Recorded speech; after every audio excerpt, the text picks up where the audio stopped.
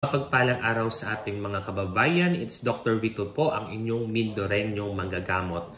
Ngayon po atin pong pag-usapan itong case ni Tita LV Vergara, itong ating kababayan po from Mamburao, Occidental Mindoro. Napapanood niyo po ito sa Facebook, sa YouTube at sa Anmang News na uabot na po itong case sa Senado.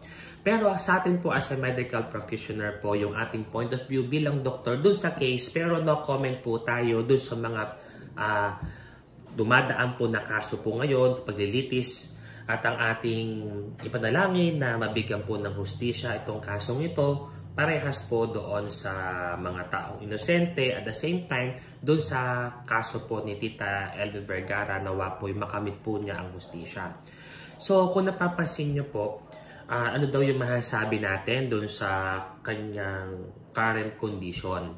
So napapansin niyo po, unang-una, pinakonsult po siya sa mga butihin nating mga ekspertong doktor sa Batangas. So unang-una po itong ENT po na doktor natin. Maraming salamat po sa inyong pag-consult sa ating kababayan.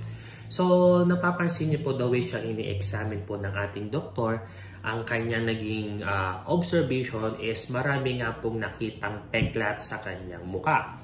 Ibig sabihin, pwede po itong nagresulta dun sa mga trauma or mga nagawa pong mga aksidente o nagawa po sa kanya pong pagmamalupit. So, posible po na itong mga peklat ay nakuha po gawa ng trauma.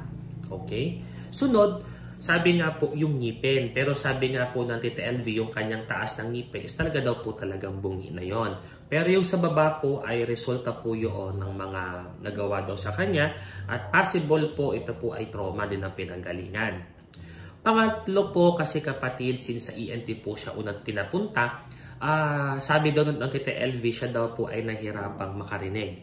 Pero po ang komento po ng ating ENT kapag naman daw tinest po nila is nakakarinig pa din naman daw po. Kaya ang kanilang gagawin po sa kanya is magpapa-hearing test para mapatunayan kung meron pa talagang conductive or sensory neural hearing loss pa talaga. Or baka naman talagang humihina lang po ang kanyang pandinig.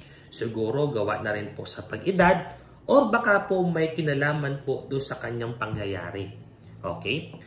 At pang-apat po kapatid, ang sabi po ng ating ENT is mainam daw po na mapagawa yung CT scan para ma-rule out natin kung may mga trauma or nagkaroon ng fracture inside sa kanyang buto. Kung saan po siya, sabi po na claim ng pasyente is nahahampas or nasusuntok or nabubugbog. So maganda pong ma-evaluate yan through CT scan. So yun ang suggestion ng ating butihing doktor. Doon naman po tayo sa mata. Thank you po sa ating ophthalmologist from Batangas.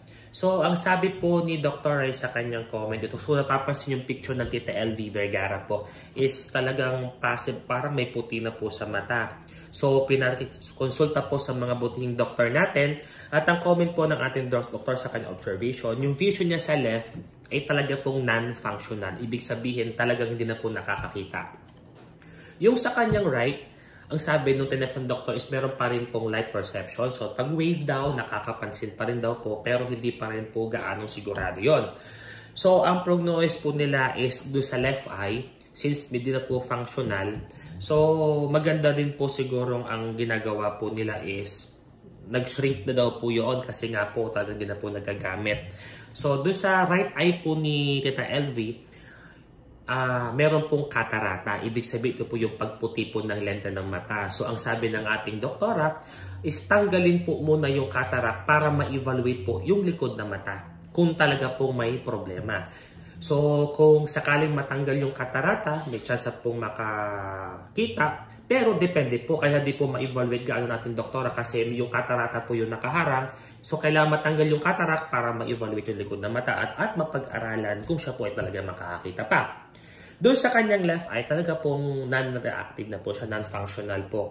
So, yung pag-shrink ng mata, pagliit po is number 1, is pwede naman pong inflammation. Baka may mga existing conditions sa si Tita LV Vergara na pwede mag-contribute kung bakit hindi gumagana.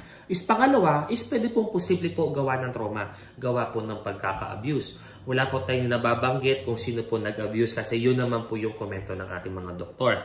So sa kanyang case, so ito yung kung napapansin nyo, sa mukha pa lang po at sa itsura ng ating DTLV, talagang halata mo na po ang maraming pinagdaanan.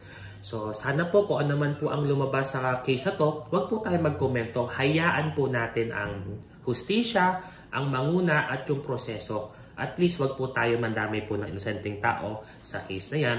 At nawa po tumulong po tayo kung paano po siya mabibigyan po ng tulong. At ito po si Dr. Vito, ang inyong Mindoreñong manggagamot.